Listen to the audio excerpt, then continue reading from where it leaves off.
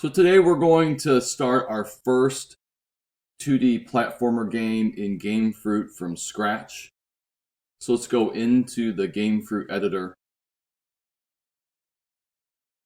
And I'm actually logged in here. Let me log out so you can see what that looks like.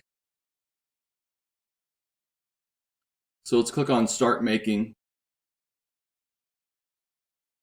And now I want to log in, if you're not logged in already. And I will choose Continue with Google. I'm logged into Chrome, into two of my accounts. I'm going to choose my school account.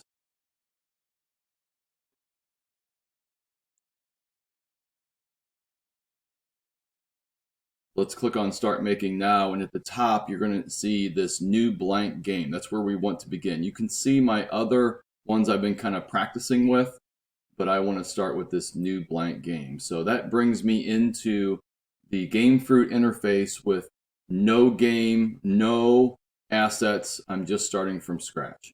So to get some assets in here, let's go into the Explore Marketplace. Let's look under Free. And if you did the tutorial where it kind of walks you through their starter game, we're going to use those same game assets. So I'm going to click on this Gamefroot Classic Pack. And down in the bottom right hand corner, I'll choose Get It for Free. It's going to load in all of the game objects that come with that Classic Pack. I like those for my platformer game. You see any of these objects that have a lightning bolt on them are already scripted. We can make use of that as we build the game. And I want to come down to the very bottom where it has terrain brushes, and I want to draw. I'm going to use this sort of icy rock as my terrain brush. When I come over here and draw, it gives me an error. It says tiles must be placed on tile map layers. Over here on the right hand side, you should have a layers panel, and the only layer I have right now is background. So if I click on this little plus sign here, I have a choice between new layer and new tile map. I want to click on new tile map. And once I click on that, I get this grid system, and that is what I want to paint my terrain with. So now with my brush, if I start to draw, I can draw, and you can see how it tiles these together pretty cool.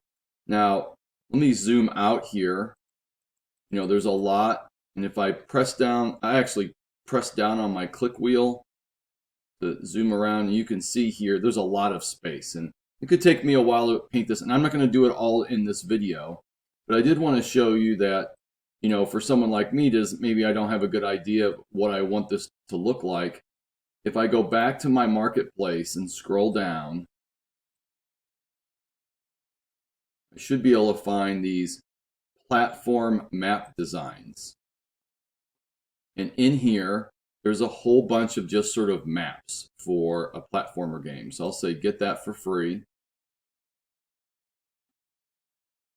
And now, and you can collapse these packs. Come on. There we go. You see it's loading those map designs. You can look through here. And of course, I want to put this in a new layer. So I'm going to choose new layer.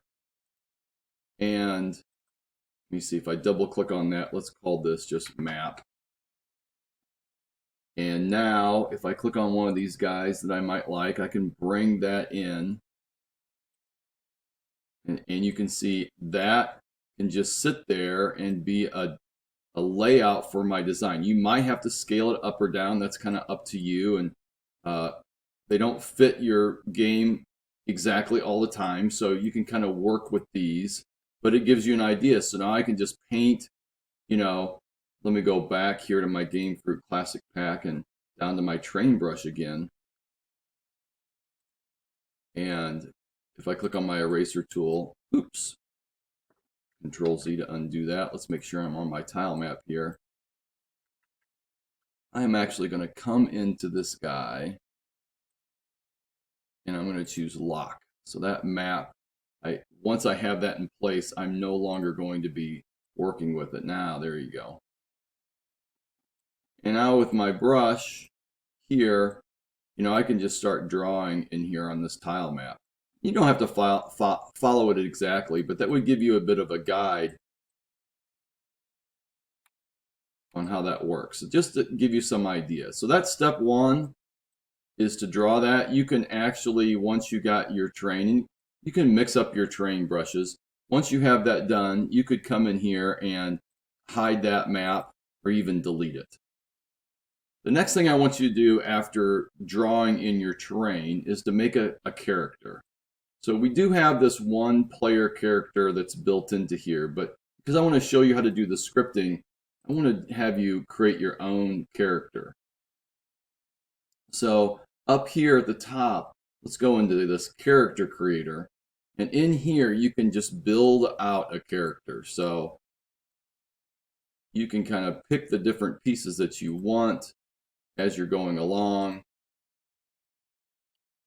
And this is pretty self-explanatory, but I'm just going to bust through it real quick just so you can see what this looks like when it comes in, because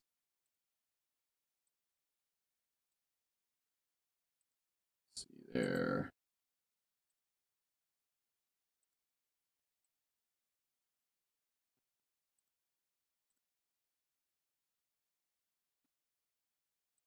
You can choose your death. Okay. You can spend as much time as you want in here, but just as you can see that, I'm going to hit Save Character. What you're going to see now is you have this character in here. I want to show you how to put that in the game. So if I grab this character and drag it in, now if I do it like that, you're going to see it's going to add it to that tile. So this is not what I want it to do. Let's hit Undo. And let's go in and create a new layer. And let's call this player. And now let's grab our player and let's bring him in. Yeah, that's the size that we want. Okay. So that's where I want you to begin working on your player controls. Along with this video is a video from Gamefroot on controlling the movement by adding scripts that get attached to here. You can see that I can come in that little script icon there and add a script. And you're going to see that, as well as we're going to be dealing with some of the animation. So I want you to work on that video, and ideally you finish this section by having your terrain set up and your character animating and moving around the screen. So good luck. I've set up a club for us to be sharing our games. We can try that out, and hopefully we can see the progresses as we each work through it. Okay, we'll see if we can get this player moving and check out each other's games.